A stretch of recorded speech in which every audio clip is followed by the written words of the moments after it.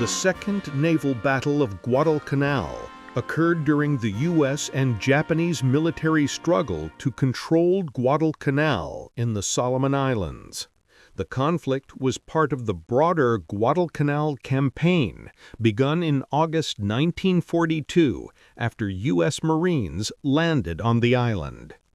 Henderson Field, the U.S.-controlled airstrip, became a focal point. Japan aimed to recapture the airfield and reinforce land forces.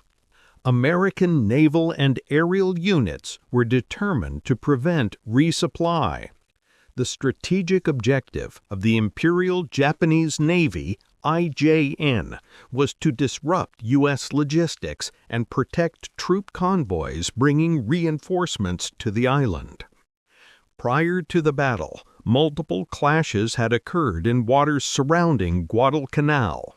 The First Naval Battle of Guadalcanal on 13 November 1942 resulted in heavy losses for both sides, but the U.S. successfully prevented Japanese bombardment of Henderson Field. However, Japanese command persisted in its objective.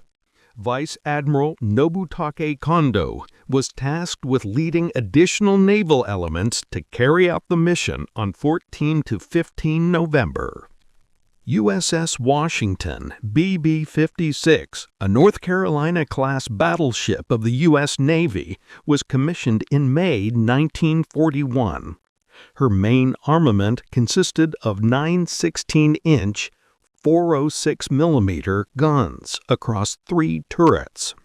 The ship featured advanced radar technology, including the SG surface search radar. Its modern fire control systems provided major tactical advantages. USS South Dakota BB-57, another battleship present during the battle, was less effective due to electrical failures, but played a role until losing combat capability. Admiral Willis Augustus Lee, Jr. commanded U.S. Task Force 64, which included USS Washington, USS South Dakota, and 4 destroyers, USS Walk, USS Benham, USS Preston, and USS Gwen. Despite recent losses, the task force intended to intercept Japanese bombardment units. IJN Kirishima was a Kongo-class fast battleship commissioned in 1915 and modernized during the interwar period. Its primary weapons included 8 14-inch 356 mm guns. Although reconstructed for improved speed and armor, Kirishima lacked the modernization advantages seen in newer U.S. counterparts. The ship operated under Vice Admiral Kondo, with supporting vessels such as cruisers Takao, Atago, Nagara, and destroyers. Japan also fielded additional naval formations. Forces were divided into bombardment, support, and escort divisions. Heavy cruisers, including Atago and Takao, were scheduled to execute high-speed bombardment of Henderson Field under protective screens from destroyers. Japanese preparations anticipated minimal interference due to the heavy losses inflicted on U.S. naval units during the previous fight. U.S. intelligence estimated that Japan was likely renewing attempts to bombard Henderson Field and land troops. Radar-equipped assets were strategically placed for nighttime engagement.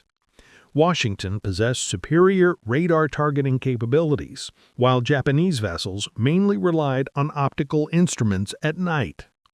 Flashless gunpowder was used by Japan to reduce visual detection, but the absence of radar placed them at a major disadvantage. By late 14 November, Japanese transport and warship units experienced aerial attacks from aircraft based at Henderson Field and USS Enterprise. Heavy cruiser Kinugasa was sunk, and several transports were destroyed. Losses forced Japan to accelerate nighttime operations. Despite damage, Kirishima remained operational and pushed forward with the bombardment plan. Task Force 64 departed Espiritu Santo on 13 November to reinstate U.S. naval presence after heavy daytime losses. The priority was to prevent Japanese forces from neutralizing Henderson Field again. Both battleships were instructed to avoid exposing themselves to enemy torpedo fire, using formations designed around destroyer screens. However, the nighttime environment and clutter from previous wrecks increased risks of confusion. U.S. strategic planning relied on radar to establish tracking and targeting in heavy darkness. Admiral Lee intended to use Washington's radar-guided fire to rapidly engage enemy contact and avoid detection. Meanwhile, Kondo's plan assumed that only light U.S. naval presence remained after previous losses. Late evening conditions featured heavy darkness, minimal moonlight, and cloud layers obscuring visual detection. Dispersed wreckage from the previous engagement limited maneuvering for both forces. Sea states remained moderate, with low visibility contributing to confusion. Japanese long-range reconnaissance incorrectly identified U.S. presence as limited. This led to miscalculations in fleet deployment. Belief that only cruisers remained led to tactical decisions based on underestimation of Washington. At approximately 2200 hours on 14th November, Kondo organized units into three categories: cruiser force under Rear Admiral Hashimoto, bombardment force including Kirishima and heavy cruisers, and support force with the Japanese destroyers. Destroyer reconnaissance advanced first to engage potential threats before the arrival of main bombardment units. Admiral Lee maintained formation integrity with Washington leading South Dakota, destroyers flanking as screens. Radar protocols were in full operation, while engines sustained increased readiness due to expected sudden engagement events. The U.S. objective was immediate identification and neutralization of primary threat vessels. This phase established the conditions that led to the direct duel between USS Washington and IJN Kirishima, set against technological disparity and strategic priority differences between both commands. But approximately 2300 hours on 14th November 1942, radar aboard USS Washington detected Japanese movements. The SG radar identified contacts approximately 9 nautical miles north. Destroyer forces began encountering enemy ships shortly afterward. USS Walk registered radar contacts and advanced cautiously, preparing to open fire. At this stage, Japanese destroyers Ayanami, Uranami, and Shikanami engaged forward elements of the U.S. formation. Due to limited visibility, the initial scope of battle centered around destroyer skirmishes. Japanese forces attempted to flank U.S. ships using high-speed maneuvers. Several destroyers from Hashimoto's group fired torpedoes early in the engagement. USS Walk opened fire using 5-inch main armament. USS Benham and USS Preston followed shortly. Radar-guided fire control from Washington assisted tracking of targets. U.S. engagements forced Japanese destroyers to take evasive actions while laying smoke screens. Japanese destroyer Ayanami launched Long Lance Type 93 torpedoes, known for extended range and high explosive capacity. These torpedo launches presented significant danger. One of these torpedoes struck USS Walk at approximately 2330, leading to severe forward damage and loss of power. Structural destruction triggered magazine explosions and uncontrollable flooding. The ship began sinking bow first. USS Preston was subjected to concentrated Japanese gunfire. Fires broke out along the deck, with damage focused around boiler and engine rooms. Loss of propulsion rendered the vessel immobile. The order to abandon ship was issued soon after. The ship capsized and sank. "Benham" sustained a torpedo impact at the bow section. Although heavily damaged, "Benham" remained afloat due to compartmental structure. USS Gwin avoided direct hits but sustained shell damage. 3 enemy shells struck, including hits affecting torpedo rack integrity. While U.S. destroyers absorbed combat pressure, the battleships remained largely unengaged, preparing to deploy primary artillery. South Dakota experienced electrical system malfunction beginning around 2335. A circuit failure caused a catastrophic power blackout. Radar, communications, internal lighting, and fire control systems went offline for approximately 6 minutes. Japanese targeting took advantage of visual silhouette.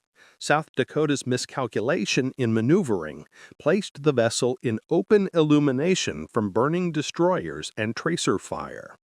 Atago and Takeo focused searchlights on South Dakota. A concentrated bombardment followed. Approximately 26 large-caliber shells impacted in a 4-minute interval. Several shells failed to detonate due to depth settings. Although damage appeared superficial initially, onboard systems and fire control suffered degradation. Internal communication disruptions further restricted operational ability. Captain Thomas L. Gatch initiated emergency repair measures and communicated intent to withdraw. Meanwhile, USS Washington maintained full radar and electrical capability. Admiral Lee delayed main battery firing to prevent crossfire complications while destroyers remained engaged. After observation confirmed South Dakota was no longer effectively operational, Washington shifted focus toward locating main target elements, which included Kirishima. Japanese command miscalculated asset distribution based on assumption that South Dakota was the principal U.S. battleship. This allowed Washington to remain unspotted. Washington used SG radar tracking to identify Kirishima at range and altitude offsets. Radar speed vector readings provided accurate bearing and position without visual confirmation. As destroyer combat concluded, South Dakota withdrew based on permission granted by Admiral Lee. Washington positioned independently for large-caliber engagement phase. The destroyer screen had fulfilled its primary defensive purpose, absorbing initial torpedo armament attacks and delaying main Japanese forces, allowing Washington to execute counterattack under favorable conditions. Engagement between USS Washington and IJN Kirishima commenced shortly past midnight on 15 November 1942. With South Dakota moving out of Japanese focus, Washington activated full targeting protocols using radar fire control equipment. Battle range was calculated at approximately 8,400 yards during initial salvo. Washington directed all 9 16-inch guns in simultaneous salvo against Kirishima. Secondary batteries, including 5-inch dual-purpose mounts, were configured to engage enemy escort vessels. Star shells were previously used, but radar tracking rendered illumination unnecessary. Within the first minute of engagement, Kirishima began sustaining damage. Shell impact analysis showed a combination of armor-penetrating and high-explosive ordnance. Japanese damage assessment documented at least 9 penetrative 16-inch shell impacts and approximately 45 5-inch shell impacts during the engagement. 2 of Kirishima's main turrets were disabled after receiving direct hits. Structural deformation rendered rotation mechanisms inoperative. Shell penetration led to internal fire propagation between compartments. Fuel and hydraulic fluid ignited, causing heat-induced metal deformation. Steering systems sustained critical damage. Kirishima lost rudder control and began uncontrollable circular movement. Flooding occurred in multiple lower segments. Crew initiated counter-flooding but lacked time to stabilize vortices. Loss of maneuverability prevented repositioning away from incoming shells. Impact also affected propulsion shafts. One engine compartment was penetrated, reducing power output. Washington maintained consistent fire rate using radar-adjusted correction factors. Shell dispersion produced shock columns up to superstructure height, displacing debris and generating temporary visibility disruption. Japanese auxiliary vessels attempted to interfere, but Washington delivered simultaneous firing against heavy cruiser Adago using secondary armament while maintaining primary fire on Kirishima. Washington's radar ensured insistent target reacquisition. Battle lasted approximately 7 minutes. Fire ceased at 0007 after Kirishima was effectively eliminated from combat capability. Fires expanded to internal magazines. The ship sustained compartment loss beyond repair capacity. Vice Admiral Kondo ordered cancellation of planned bombardment. Multiple destroyers were dispatched to cover retreat. Washington detected torpedo launches from Oyaisio and Asagumo shortly after, but executed evasive maneuvers by heading northwest. Despite several torpedoes passing nearby, none impacted. Kirishima attempted temporary movement eastward, but flooding and steering failure prohibited effective navigation. Crew evaluated structural compromise as catastrophic. At dawn, orders were issued to scuttle the vessel. Explosive charges were set to prevent capture. Kirishima sank on 15 November 1942. Approximate Japanese casualties totaled around 249 personnel aboard the battleship. Survivors were evacuated by escort destroyers. USS Washington sustained no significant combat damage during the engagement. No shell hits were recorded. Washington's post-battle assessment confirmed all major systems operational. Following Kirishima's scuttling, Japanese fleet executed withdrawal. Bombardment of Henderson Field was canceled. Japanese transport ships intended to reinforce Guadalcanal grounded themselves near Tassafaronga to attempt cargo delivery. Subsequent U.S. air attacks from Henderson Field destroyed majority of transport vessels. Approximately 2,000 to 3,000 troops disembarked, significantly below intended reinforcement strength. U.S. destroyers Wake, Preston, and Benham were lost. Casualties totaled approximately 242 U.S. personnel. Surviving crew were recovered or evacuated by ships such as USS Gwynn. Benham was later scuttled due to irreparable damage.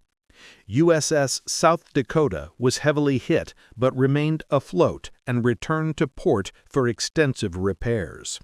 Vessel eventually sailed to the U.S. mainland for restoration. Electrical system and internal armor damage required complete overhaul. USS Washington remained operational and stayed in battle area longer than any other U.S. vessel. Withdrawal took place approximately 15 minutes after South Dakota left combat area. The defeat of Japanese reinforcement efforts and destruction of major naval assets influenced momentum shift in the Pacific theater. Loss of Kirishima marked the second sinking of Japanese battleship forces during the Guadalcanal campaign, after Hiei. Combined battles resulted in Japanese failure to complete strategic objectives and maintain Guadalcanal supply routes. Japanese command structures reassessed tactics. The inability to neutralize Henderson Field led to strategic disadvantage.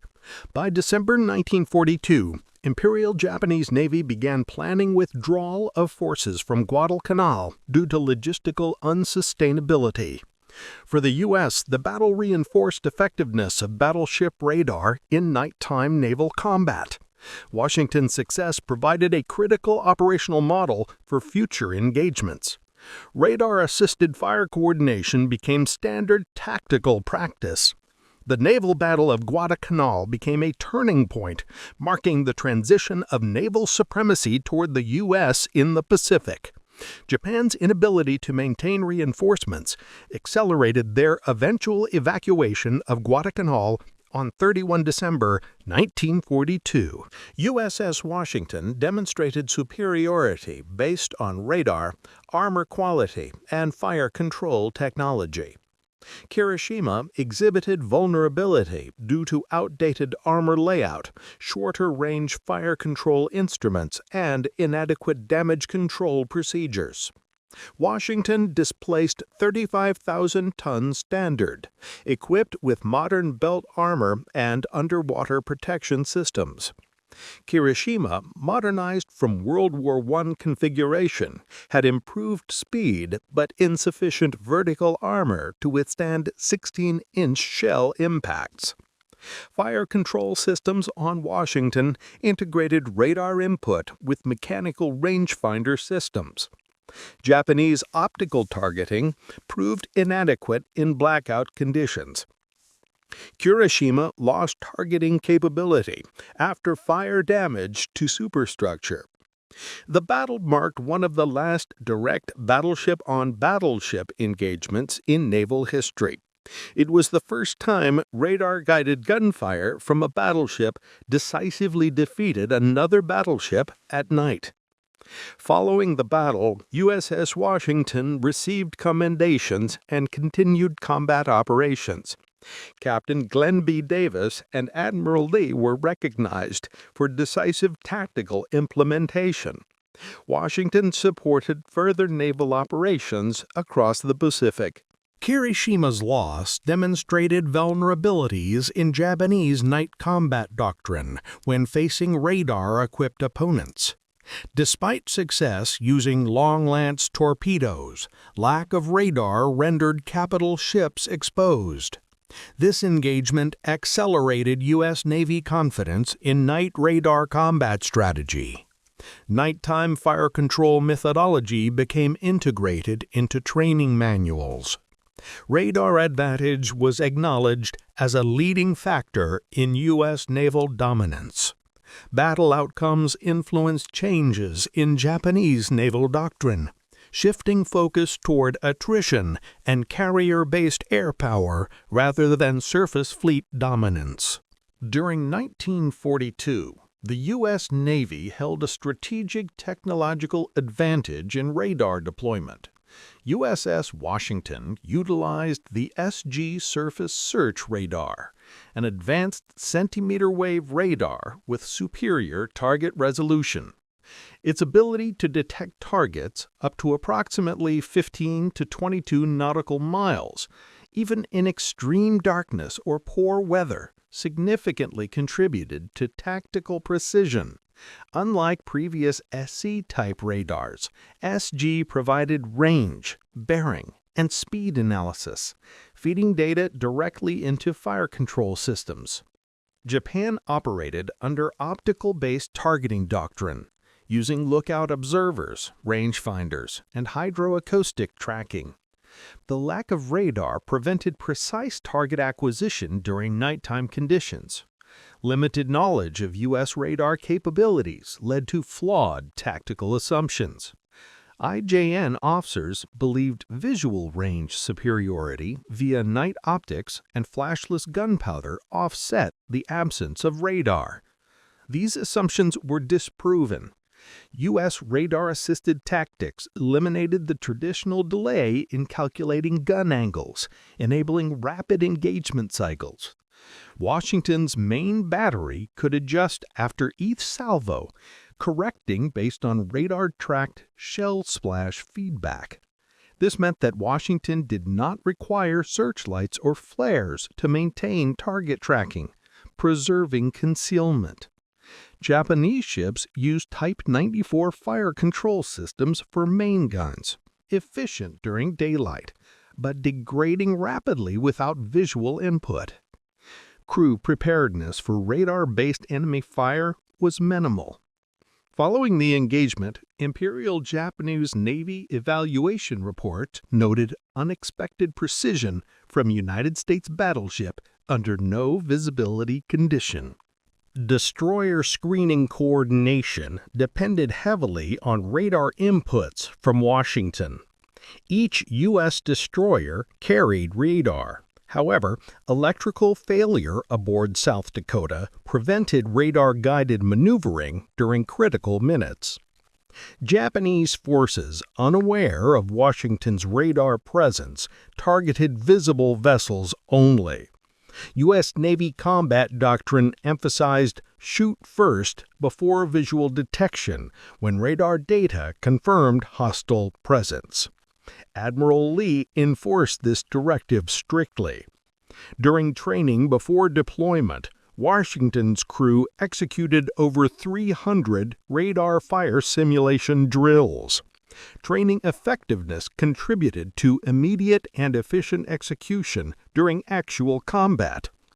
Japanese night warfare doctrine historically relied on long-lance torpedo ambush under cover of darkness, but effectiveness was contingent on surprise and evasion from capital ship retaliation. In the Washington versus Kirishima engagement, radar-assisted counterfire neutralized battleship Kirishima. The 4 torpedo-launching destroyers could intervene effectively. Post-battle strategic reports from the U.S. Navy identified radar as the decisive factor, recommending wider distribution across all capital and escort ships. Subsequent naval operations in the Pacific expanded radar deployment to carriers, cruisers, and destroyers. Japanese intelligence before the engagement incorrectly assessed remaining U.S. naval capability. Following prior battles, Japanese staff concluded that remaining American ships would be limited to lighter cruisers and damaged vessels. The presence of a fully operational, radar-equipped battleship went unanticipated. IJN Vice Admiral Kondo believed that South Dakota alone represented the primary threat. Japanese reconnaissance pilot misreported 2 American destroyers and 2 cruisers, missing the presence of 2 battleships. This led to strategic underestimation of U.S. striking power. Japanese command structure divided fleets into multiple groups with intent to engage smaller targets sequentially. Kondo anticipated minimal resistance before executing bombardment. However, excessive division of forces reduced concentrated firepower available against Washington. In contrast, U.S. commander chain was centralized under Admiral Lee with uninterrupted communication through radar. Even after South Dakota lost electrical systems, Washington maintained tactical authority without reliance on external relay. Japanese destroyers deployed in advance made early contact but expended torpedoes during initial destroyer duel rather than preserving them for battleship confrontation. Kondo's subsequent shift to bombardment rather than immediate engagement of detected radar signatures further delayed reaction. U.S. intelligence predicted Japanese attempt based on repeated attacks on Henderson Field and land troop deployment urgency. Admiral William Halsey prioritized reinforcement and rapid naval redeployment despite prior ship losses. Optimized logistics allowed Washington and South Dakota to arrive in time. Communication breakdown aboard South Dakota affected broader fleet outcomes. South Dakota was forced to maneuver by estimation rather than radar calculation, placing it directly against Japanese fire concentration. Its silhouette positioned against background burning debris provided visual targeting. Kirishima initiated engagement assuming superiority due to Japanese experience in night battles. However, technological inadequacies prevented effective return fire once steering was lost. Following modification recommendations, Japanese naval staff emphasized accelerated radar development. Yet shortages of industrial capacity and material logistics delayed radar integration until late war periods, limiting immediate benefit.